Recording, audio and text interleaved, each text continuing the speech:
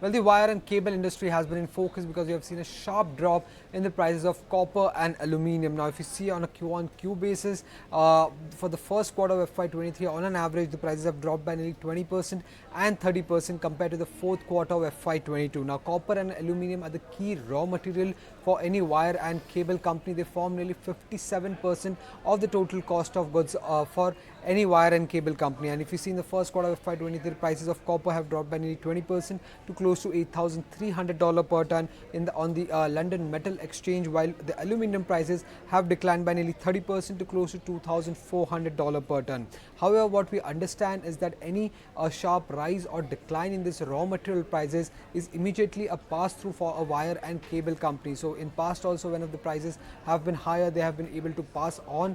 this cost to consumers, while as now the prices have declined, this will also be passed on to the consumers according to what we understand now. However, this fall in prices does lead to a quicker inventory destocking, which is actually positive for any wire and cable industry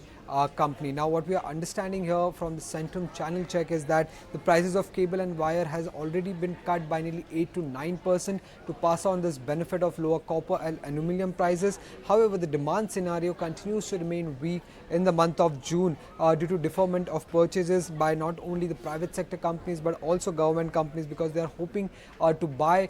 these cables and wire at a lower price going forward because of the sharp decline that we have seen. Along with this, they are also saying that the first half of financial year 2023 has been a bit weak due to seasonal weakness and low demand environment overall, but they are expecting a strong second half of financial year 2023